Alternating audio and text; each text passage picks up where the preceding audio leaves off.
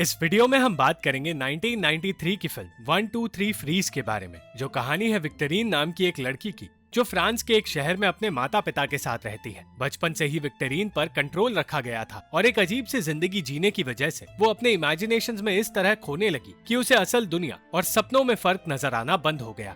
France में एक ऐसी गरीब बस्ती थी जहाँ विक्टोरीन अपने माता पिता के साथ रहती है। विक्टोरीन दिमागी तौर से कमजोर थी और बचपन से ही उसकी माँ ने उसे आजादी से रहने नहीं दिया है। विक्टोरीन अपनी माँ के इस बर्ताव से परेशान हो चुकी थी, क्योंकि वो इस हद तक विक्टोरीन को कंट्रोल करने लगी थी कि विक्टोरीन की टीचर भी उनसे डरने लगी। उस इलाके में लड़कों का एक ऐसा ग्रुप था जो हर वक्त औरतों का पीछा करके उनके साथ जबरदस्ती करने की कोशिश करता था, और इस बार विक्टोरीन की टीचर उनका शिकार बन गई। विक्टोरीन की माँ भी अपना दिमागी संतुलन खोने लगी थी और उसे पागलपन करने से रोकने की कोशिश में हर बार विक्टोरीन नाकामयाब रहती है। वो विक्टोरीन को हर किसी के सामने शर्मिंदा करती है, जिसकी वजह से विक्टोरीन उनकी मौत का इंतजार कर रही है। इस बार भी उन्होंने विक्टोरीन की टीचर पर हमला कर दिया, जिसकी वजह से उसकी टीचर को उन्हीं लड़कों से मदद मांगनी पड़ी जिनसे वो दूर भाग रही थी। वो लड़के इतने बड़े बदमाश थे कि पुलिस वाले भी उनके सामने कुछ बोल नहीं पाते। उस दिन एक पुलिस वाले ने गलती से बच्चों को रोकने की कोशिश में गोलियां चला दी और एक बच्चे को गोली लग गई। विक्टोरीन जल्द से जल्द उस बच्चे को उस पुलिस वाले की पत्नी ग्लैडिस के पास ले गई, जिसके पास उसे होश में लाने का एक ऐसा तरीका था जो अजीब सा तो था, पर वो तरीका काम कर गया। ये सब कुछ देखकर विक्टोरीन को लगा कि वो बच्चा एक माँ के प्यार से ठीक हुआ है, इसलिए वो ग्लैडिस नाम की उस औरत को अपनी माँ बनने के लिए कहने लगी। विक्टोरीन को कभी माँ का प्यार नहीं मिला, इसलिए वो उस प्यार के लिए गिड़गिड़ाने लगी। ग्लैडिस को विक्टोरीन पर तरस आने लगा और उसने उसे कुछ देर के लिए अपने घर में रहने की जगह दे दी। उस दिन के बाद विक्टोरीन उस जिंदगी के बारे में सोचने लगी जो उसे ग्लैडिस के पास रहकर मिल सकती है, पर उसकी इमेजिनेशन में भी उसकी माँ ने उसका पीछा नहीं छोड़ा। अपनी असल दुनिया में लौटकर उसे एहसास हुआ कि उसे अभी ऐसा प्यार कभी मिल नहीं सकता और उसे अपनी माँ के साथ घर लौटना पड़ गया। कुछ देर बाद वो इलाके के बच्चों के साथ 1-2-3 फ्रीज नाम का एक खेल खेलने लगी, पर वो ये नहीं जानती थी कि वही बच्चे उसके साथ बदतमीजी करने लगेंगे। निराश होकर वो घर लौटने लगी कि तभी रास्ते में उसे रफीक नाम का एक लड़का मिला, जिसे वो हमेशा से पसंद करती थी। विक्टोरीन बढ़ती उम्र के साथ उसे और पसंद करने लगी थी और उसके करीब जाना चाहती थी, पर रफीक उसे अपने दोस्तों के पास ले गया। रफीक के 4 दोस्त उसके साथ जबरदस्ती करने लगे और डर के मारे विक्टोरीन उन्हें रोक नहीं पाई। उन लोगों में से पॉल नाम का भी एक दोस्त था जो इस सब का हिस्सा नहीं बनना चाहता था, पर जब वो विक्टोरीन के सामने आया तो विक्टोरीन ने कहा कि वो सिर्फ प्यार ढूंढ रही थी और विक्टोरीन को पॉल ने वही प्यार दिया जिसकी उसे जरूरत थी। पॉल के आने से विक्टोरीन खुश रहने लगी और खुशी खुशी वो अपने पिता कॉन्स्टेंटीन के पास गई, जो दिन भर शराब के नशे में डूबे रहते हैं। विक्टोरीन और उसके पिता का रिश्ता बहुत अच्छा था, पर कॉन्स्टेंटीन हर दूसरे दिन कोई अफेयर रख लेता था और इस आदत की वजह से वो बार बार विक्टोरीन को सौतेले भाई बहन सौंप देता था। विक्टोरीन और पॉल का रिश्ता शुरू हो गया और पॉल उसे अपने साथ हर जगह ले जाने लगा। पास के इलाके में एक ऐसा आदमी रहता था जो जिंदगी में अकेला है। वो दिल का अच्छा है, इसलिए जब कोई गरीब बच्चा उसके घर में चोरी करने आता है तो वो उसे चोरी करने से रोकता नहीं। उसका मानना था कि उन्हें सब कुछ मिल रहा है और इमिग्रेंट्स को कुछ नहीं मिल रहा, इसलिए वो ऐसे बच्चों के लिए पैसे भी रखता है। ताज नाम का एक बच्चा समझ नहीं पाया कि वो आदमी उसे पुलिस के हवाले करने के बजाय उसे पैसे क्यों दे रहा है। तब ताज को खाना देकर उसने बताया कि जिस इलाके में ताज रहता है वहाँ किसी को अच्छी जिंदगी जीने का मौका नहीं मिलता,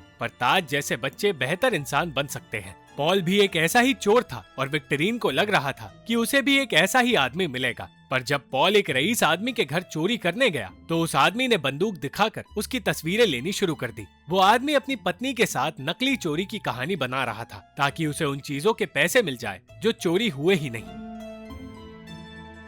और फिर उसने पॉल को गोली मार दी।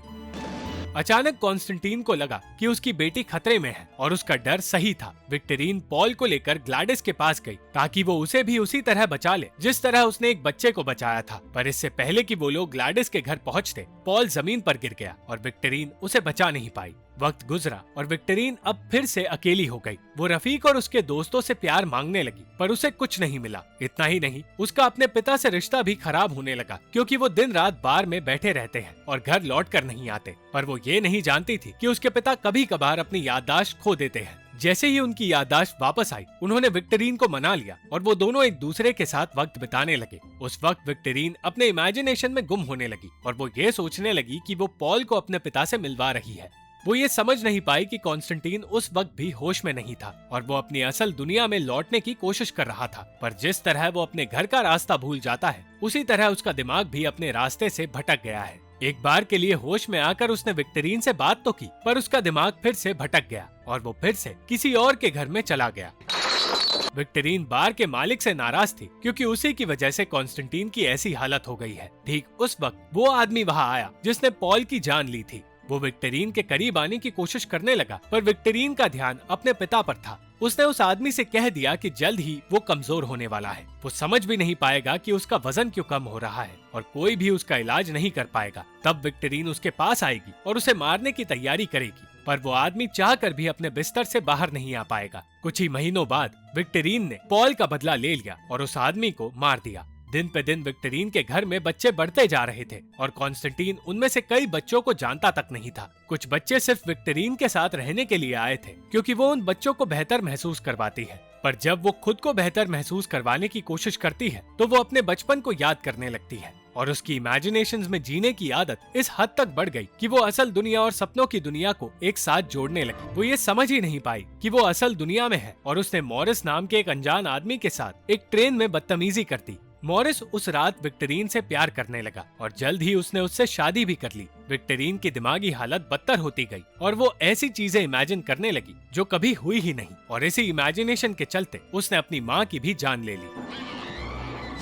वो बार बार अपने बचपन, जवानी और असल दुनिया में इस तरह ट्रैवल कर रही थी जैसे कि ये तीनों कोई ट्रेन के स्टेशन हो। धीरे धीरे उसे एहसास हुआ कि मॉरिस एक अच्छा इंसान है जो उसे सच्चा प्यार दे रहा है। वो अपनी नई जिंदगी से खुश थी, पर उसके अतीत ने उसका पीछा नहीं छोड़ा। वो अब भी पॉल के बारे में सोच रही थी क्योंकि वो विक्टरीन का पहला प्यार था। उसने यही बात मॉरिस को भी बताई और ये जानकर उसका दिल टूट गया, पर उसने विक्टरीन से कुछ नहीं कहा। वो पॉल को अपने दिल पर कब्जा करने से रोक नहीं पाई, पर वो जानती थी कि वो अब माँ बन चुकी है और उसे अपनी जिंदगी में आगे बढ़ना चाहिए। ऐसा करना उसके लिए आसान नहीं था क्योंकि उसका दिमाग स्थिर नहीं था और पॉल और उसके माता पिता हर वक्त उस पर हावी हो रहे थे। फिर एक रात विक्टरीन अपने पिता को बीमार होते हुए इमेजिन करने लगी। उसे एहसास हुआ कि उसके पिता ठीक नहीं है और जैसे ही वो असल दुनिया में लौटी उसे पता चला कि उनकी मौत हो गई है। कॉन्स्टेंटीन की मौत ने विक्टरीन को पूरी तरह तोड़ दिया और वो उनकी मौत को एक्सेप्ट नहीं कर पाई। वो फिर से अपने बचपन में लौट गई जहाँ वो अपने पिता को घर का सही रास्ता बताया करती थी, पर अपनी पूरी जिंदगी कॉन्स्टेंटीन को अपनी बिल्डिंग ढूंढने में तकलीफ हुई और वो यही सोचता रहा कि कुछ बच्चे उसके साथ प्रैंक कर रहे हैं। विक्टरीन अब अपने इमेजिनेशंस में वही करने लगी थी जो ग्लैडिस किया करती थी, इसलिए कई बच्चे उसके घर आया करते थे और ये देखकर मॉरिस हैरान हो गया। विक्टरीन उन बच्चों को बताने लगी कि अगर वो सच्चे दिल से किसी को याद करे तो उनकी आत्माएं उनसे मिलने आ सकती हैं, बिल्कुल वैसे जैसे विक्टरीन के माता पिता और पॉल की आत्माएं उससे मिलने आती हैं। मॉरिस विक्टरीन से सच्चा प्यार करता था और वो जानता था कि विक्टरीन भी उससे उतना ही प्यार करती है। उन दोनों के प्यार की ताकत अचानक इतनी बढ़ गई कि विक्टरीन को एहसास होने लगा कि उसे अपने इमेजिनेशन के हर एक किरदार को अपने अतीत के साथ पीछे छोड़ना होगा, वरना वो एक बेहतर जिंदगी नहीं जी पाएगी। और एक एक कर पॉल, कॉन्स्टेंटीन और विक्टरीन की माँ ने उन दोनों को अकेला छोड़ना शुरू कर दिया। मौत के बाद भी भटकने के बाद आज कॉन्स्टेंटीन को उसका सही रास्ता मिल गया और आखिरकार वो अपनी सही मंजिल पर पहुंच गया। एक आखिरी बार अपनी बेटी को अलविदा कहकर उसने उसे समझाया कि उसे बिना डरे सर उठाकर जीना होगा और अतीत में जो कुछ हुआ उसे भूलकर विक्टरीन ने आगे बढ़ने का फैसला कर लिया। Thank you for watching this video. अगर आपको ये वीडियो पसंद आई तो इस वीडियो को लाइक, शेयर और इस वीडियो पर कमेंट जरूर करें और इस चैनल को सब्सक्राइब करना मत भूलना।